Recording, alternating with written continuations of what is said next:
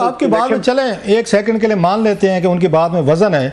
3 नाम मैं बताता हूँ, 4 इनको हुकूमत नहीं पिक कर सकती थी, ये इनकी मतलब फर्स्ट इनकी टीयर में है, इनको नहीं उठाया जा सकता था, ना उनको ज़बरदस्ती करके उनसे वोट लिया जा सकता था। बैरिस्टर गौहर साहब थे, इनको नहीं उठा सकते थे, चेयरमैन है और पार्टी के MNA हैं।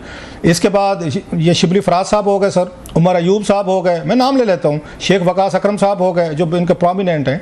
ये 4 लोग तो थे जिनको कम से कम मेरा नहीं ख्याल है कि हुकूमत या कोई एजेंसियाँ या कोई पुलिस उठा के इनको ज़बरदस्ती करती और जाके इनसे वोट डलवा देगी तरमीमों में। ये 4 लोग तो आ सकते थे, ताकि कोई बंदा तो हो, अगर माँ बाप के हाथ से निकलना शुरू करे, कोई लोग तो हों जो थोड़ा सा रास्ता दिखाएं, कंट्रोल करें। ये 4 लोग भी नहीं थे सर, ये तो मैं नाम दे रहा हूँ, आप भी बता सकते होंगे 2-4 और मजीद लोग जिनको हुकूमत मेरा ख्याल है टच ना कर दे कि इनसे हम वोट डलवाएंगे, वो भी नहीं थे। सलमान अकरम राजा साहब होंगे, लेकिन मेरा ख्याल है वो लाहौर होंगे, क्योंकि अगले दिन लाहौर का एहतजाज था, क्योंकि वो तो MNA नहीं, तो उनको उठा के सरकार ने कुछ करना नहीं पार्टी। उन्होंने तो ट्वीट किया, वो काशिफ आपने पढ़ा होगा, और बड़ा समझदाराना ट्वीट किया जिसपे गाली भी खाई है गरीब ने, क्योंकि यहाँ पे डिसेंट पढ़ा लिखा आदमी बात करे तो फौरी तौर पर गद्दारी के फतवे लग जाते हैं।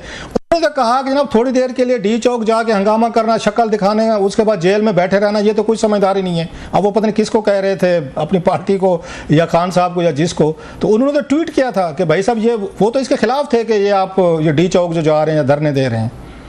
लेकिन रऊफ साहब आप ही के सवाल से अगर हम, चूंकि हमने अपनी पतंगियां उड़ाई हुई हैं तज्जिए की सर, तो दूसरा आर्गूमेंट इसी के अगर निकाला जाए कि मेरा ख्याल है कोई प्लान भी नहीं था किसी के पास, किसी को नहीं पता था करना यही क्या। प्लान था जो मैं पिट रहा हूँ, यही प्लान था कि कोई प्लान नहीं है, इनको खुला छोड़ दो आवाम को, और बांग्लादेश टाइप कोई खुदा ना खास्ता जो मॉडल है वो इस्लामाबाद में आता है तो आने दें, लोग खुद ब खुद आते जाएंगे और बात बढ़ती जाएगी, फिर खान साहब बैठेंगे और वो कंट्रोल करेंगे अपनी शराब। लेकिन डॉक्टर साहब इसमें इस आर्गूमेंट से मुझे प्रॉब्लम यह है कि 9 मई के बाद अगर एक सियासी जमात दोबारा वही स्ट्रैटेजी जो कि एक स्ट्रैटेजी बैकफायर कर चुकी है एम्प्लॉय करती है, कि उतनी अकलमंदी वाली स्ट्रैटेजी नहीं होती, बड़ी अहमकाना अप्रोच होती है।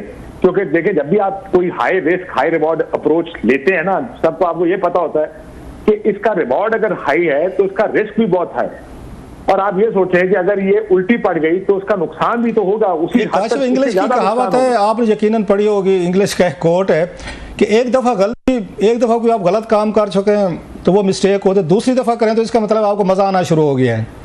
तो ये अगर मतलब ये तो दूसरी दफा वाला काम हो रहा था सर। 9 मई से आपने का सबक नहीं सीखा। बाद लोग मेरे जैसे नालायक होते हैं, वो नहीं भी सीखते सबक सर, वो कहते नहीं कि पिछली दफा शायद ठीक नहीं हो, आपकी दफा ठीक कर लेंगे हम। आपकी मैंने ट्वीट भी देखी है, वो मजे लेने वाले काम आप आजकल ट्वीट कर रहे हैं ना, वो उनका एहतियात किया करें। तो मुझे यकीन आप समझ गए होंगे मैं किस तरह मैं समझ गया sir, I got your point. तो देखिए मसला ये, मैं आई कांट इमेजिन, देखिए पॉलिटिक्स जो है ना, जिस आपने सलमान राजा साहब की ट्वीट का जिक्र किया, इस वक्त जो लोग हेल्म ऑफ अफेयर्स पे ना 2 किस्म के लोग हैं। ज्यादातर लोग वो मैवरिक्स नहीं है। अगर आप देखें बैरिस्टर गौर हो गए, उमर अयूब, सलमान अकरम राजा, ये पार्टी का थिंक टैंक तो यही है ना, जिन्होंने जो मेन पॉलिटिकल जो गेम है ये जो डिसाइड करते हैं, जिनके हाथ में ऑफिस है सारा, ये वो मैवरिक्स नहीं है। तो आई कांट इमेजिन कि ये लोग इस तरह का, अगर एक ऑप्शन आएगा कि बंदे लाओ और खुले छोड़ दो, जो कि मुमकिन है, मैं ये नहीं कह रहा कि नहीं हो सकता, ये बात आपकी बात में वजह ना कि ला के फिर उनको छोड़ दिया गया और बंदा ही कोई नहीं था वहां पे, वो तो लोग अकलमंद निकला है। मैं ये आर्गूमेंट भी कंसीड करते हुए कह रहा हूँ कि मुझे बड़ा मुश्किल है कि ये सियासतदान एक अकलमंद आदमी भी होता है, उसको पता कि मैंने, अब मैं जानता हूँ, मैं हमारे एक दोस्त है शेख वकास अकरम साहब, उनकी वो घी मिल है वो बंद कर दी, उनकी ट्रांसपोर्ट बंद कर दी, उनका पता नहीं क्या क्या कुछ बंद कर दिया है। उन्हें पता है कि अगर हमने अब गलती की तो धंधे भी बंद होंगे, सियासत भी होगी और फिर बड़ी हाई हैंडेडनेस होगी। इतना हाई रिस्क मनूवर करने की पोजीशन में तरीके इंसाफ इस वक्त शायद नहीं है, मेरा अपना जाती ख्याल ये है। लेकिन इसमें फिर अब सियासत में anything is fair in love and war and politics, that I also concede। लेकिन फिर काशिफ इस सिचुएशन में ये जो लोग आप कह रहे हैं कि एक तरह से इन सबके कैपेसिटी ब्लॉक्स हैं, एक हद से आगे ये नहीं फ्लाई कर सकते, तो ऐसी सिचुएशन में ये ऐसे नजरिए के साथ या ऐसी पार्टी में क्यों मौजूद हैं जहां पे रिस्क ही रिस्क हैं? देखें मेरी बात सुने, पाकिस्तान की सियासत में रिस्क तो हर पार्टी में। अगर कोई ये सोचता है कि किसी पार्टी में रिस्क नहीं, अभी आप 2 साल पहले चले जाए तो बाकी सारी पार्टियों के बंदे जेल में थे, तरीके इंसाफ हुकूमत में, तरीके इंसाफ हुकूमत में बाकी सारे जेल में, बाकी सारे हुकूमत में। ये हमारा बड़ा साइकिल का प्रोसेस है। देखिए किसी ने अगर सियासत करनी है तो he can't just keep doing musical chairs of government party only. कुछ लोग करते भी हैं, लेकिन लार्जली देखिए अब एक सियासत, एक पॉलिटिकल एक आदमी ने सियासत करने का फैसला कर लिया है, if they've decided to do politics, why not PTI? I mean PTI इस वक्त पाकिस्तान की मकबूल तरीन जमात है। ये वो जमात है जिसने पंजाब के GT रोड से मुस्लिम लीग नून को उखाड़ फेंका। इससे ज्यादा मकबूल क्या जमात होगी जो मेरे ख्याल में 2/3 अक्सरियत ले ली जिसने इन इलेक्शंस में 8 फरवरी के। तो they are siding with the political party.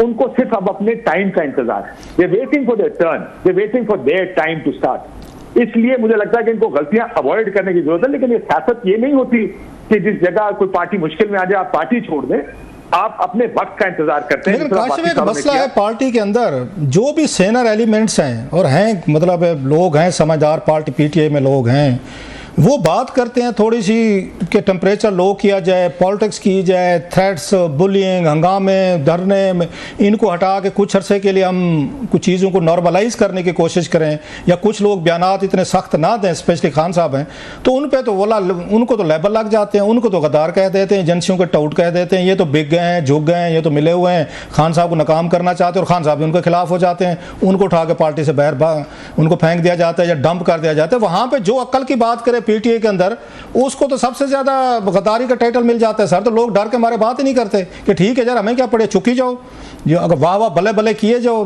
तो हम क्यों अपने आप को बुरा समझे। तो आप मुझे बताएं कि पार्टी के अंदर कोई कुछ सीनियर एलिमेंट्स की जगह है, वो बात करें और आगे से खान साहब या कोई बंदा बात सुन ले उनकी, सर वहां तो गुंजाइश ही नहीं है। राव साहब बड़ा एक आपको वाकया सुनाते हैं, वाकया नहीं कुछ कोट सुनाता हूं जो कुछ लोगों के बारे में कहा जाता था।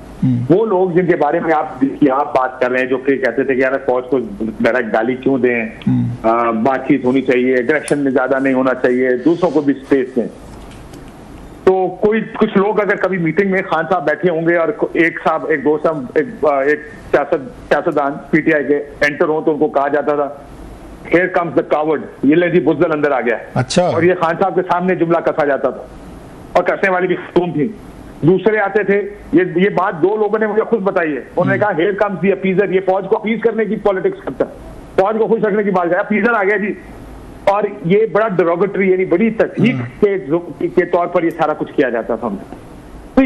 और वो खातून जो ये करती, सबसे पहले तरीके इंसाफ उन्होंने छोड़ी, सबसे पहले तरीके इंसाफ उन्होंने छोड़ी। मुझे यकीन आप समझ गए मैं किन बात कर। तो ये खान साहब की मौजूदगी में होता था तो खान साहब का क्या रिएक्शन होता था इस जब वो ये कमेंट खान साहब ने इन सबको पीछे कर दिया था और इसी वजह से किया था, क्योंकि वो अगर एक सर्टेन दरमियानी पोजीशन लेने की बात करते थे, वो जो हॉक्स बैठे थे आगे पीछे तहरीक इंसाफ में और खान साहब के आगे पीछे, वो उन लोगों को इतना एम्बैरेस कर देते थे, इतना उनकी वो कहते हैं मट्टी पुलिस कर देते थे, फिर उसके बाद उनकी जगह नहीं बचती थी। एक साहब को मैं मिला, मैं कहा जी खान साहब कहते यार 3 महीने हो गए मुलाकात हुई, और बड़े सीनियर लीडर की बात कर रहा हूं, मैं कोई छोटे मोटे उसकी बात नहीं कर रहा। 3 महीने 4 महीने मुलाकात ही कोई नहीं, टाइम ही नहीं मिलता था।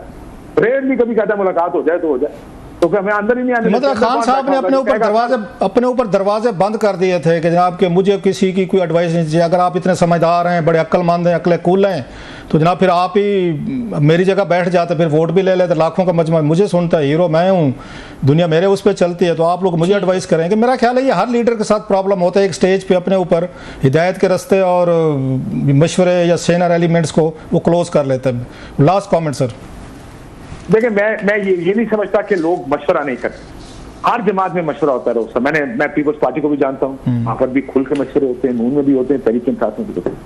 मसला ये कि डिक्टेटरशिप लीडर की इतनी तगड़ी है कि आखिर में फैसला एक आदमी नहीं करना है, उसको जो इन मशवरों में से पसंद आ गया उसने करना वही है जो उसको पसंद आएगा।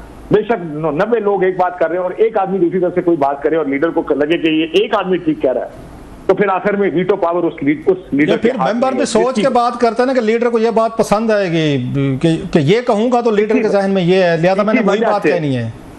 इसी वजह से ये होता है। इसी वजह से ये होता है क्योंकि लोगों को आउटकास्ट कर दिया जाता है, क्योंकि सियासी जमातों में उन लोगों जगह नहीं बचती जो लोग लीडर की मर्जी के या उसकी मंशा के खिलाफ बात। ये खुशामदी लोग कब्जा कर लेते हैं, ये हमने देखा है कि जो सबसे चुप के रखेगा और अपने लीडर के ये मर्जी की गुफ्तगू करेगा, वही मशवरा देगा, लीडर सुनना चाहता है, बाकी के लिए स्पेस नहीं बच जाती।